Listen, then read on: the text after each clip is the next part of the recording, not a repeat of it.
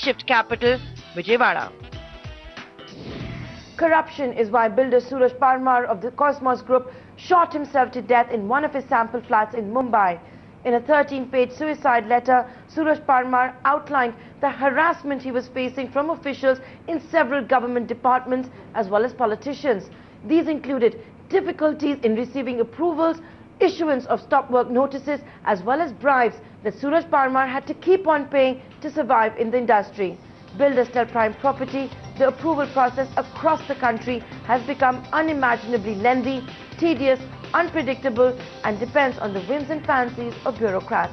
Delays in approvals doesn't hurt only builders but also hurts consumers as their financial planning goes out of whack. Besides corruption, there's also the problem of officials not being in a hurry to okay projects. Decision making is slow and there are far too many committees that need to meet to okay real estate projects.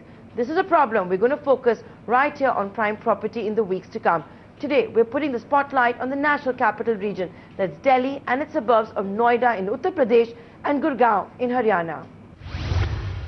For most of the states, the entire procedure from the time a developer acquires a land parcel till the time he's able to get all the approvals to be able to start marketing his project legitimately can be anything between 1 year to 2.5 to 3 years, depending upon the city and the state. Talking about NCR specifically, the time that is taken to get a license, first an LOI, then a license. In case of Haryana, we are talking about. From thereafter, the building plans, the zoning plan, environmental approval, airport authority clearance, fire NOC, permission to get permission for water supply from treatment plant, various environmental NOCs which form sub part of the whole thing, like NOCs from nature conservation zone, NOC from Aravali areas. All of this takes a pretty large time and which takes a toll on the investment that has been made. If you were to look at the same thing towards, say, Noida, Greater Noida, Yamuna Expressway, the land parcels are essentially auctioned or allotted by the state government.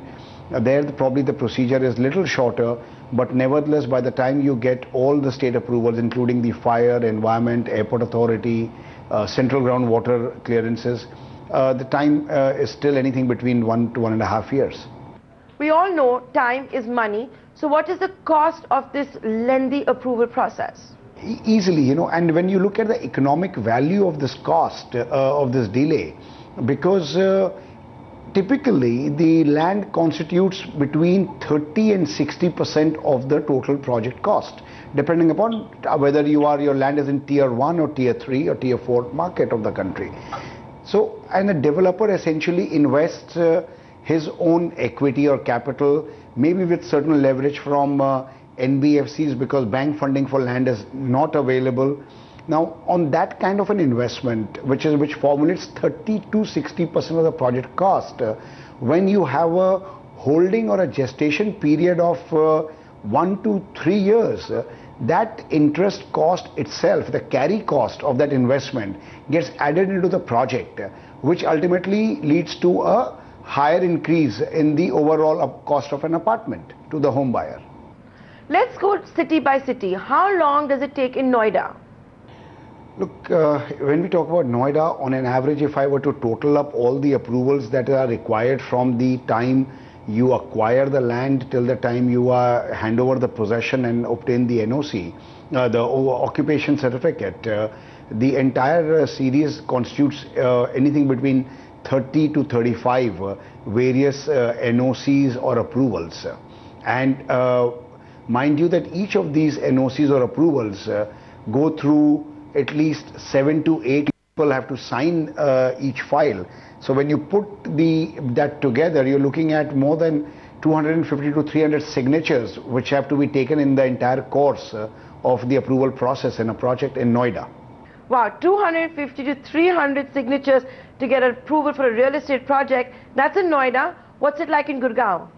Gurgaon would be slightly higher here because being a freehold in nature, developer acquires the land from the landowners and thereafter applies for a letter of intent and LOI. which itself requires submission of a large number of documentation to prove your eligibility and then to prove your ownership of land, etc. And once all that is cleared, you are granted a license in which again you have to comply with several conditions.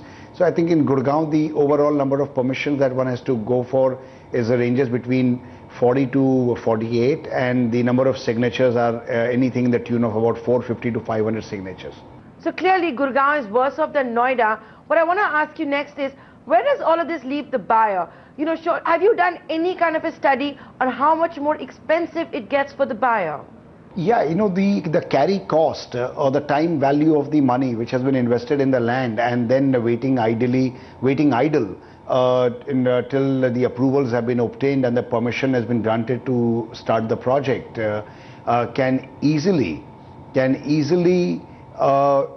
constitute 7 to 10% of the project cost. Have I got it right? You're saying the carrying cost for a buyer is 7 to 10%. That means 7 to 10% of the property price. That's how much more expensive it gets for the buyer? Easily, and we are talking about what right now that's 1 year to 2 year kind of a time period brings this kind of a cost on the project. So obviously if there is a better mechanism, if the states become proactive, and for this CREDAI has been submitting it for a long time for a single window mechanism, and I'll just take a moment to explain that. What we are saying is that 90% of the approvals are at state level. If the state urban development body, whether it's a municipal corporation or a development authority, formulates a multi-agency committee where the competent representative of each of the departments which have to grant NOC or an approval for a project, constitute that particular authority. So once the application has been put up to that authority, it is cleared from that one single committee instead of the developer running from pillar to post from various departments one after the other. That is one. And secondly, when everything is getting automated in our country, when coal blocks are being auctioned online, and when passports can be applied for online, I think it's high time that the state mechanism makes their approval process also automated. Even if the politicians, even if the parliament talks about time-bound approvals, there's no guarantee the bureaucracy is going to play ball. You still need so many approvals from so many committees. In so many instances, the committees don't meet at all, or they have to still be set up. For example, in Tamil Nadu, for 2 years, there was no environment committee. In Haryana, there was no environment committee for 1 year. Why can't these various committees meet more frequently? If they've been appointed for this particular purpose, why should they meet once a month or twice a month? Why can't the meetings happen, every day or 3 times or 4 times a week, so that the backlogs are cleared? Why should states have backlogs of 200 files to 500 files in various committees?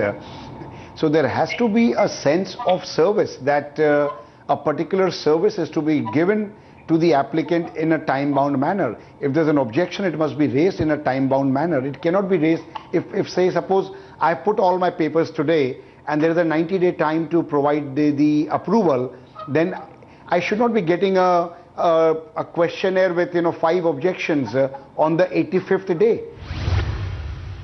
Next week, we'll tell you how deep-rooted this problem is in Maharashtra.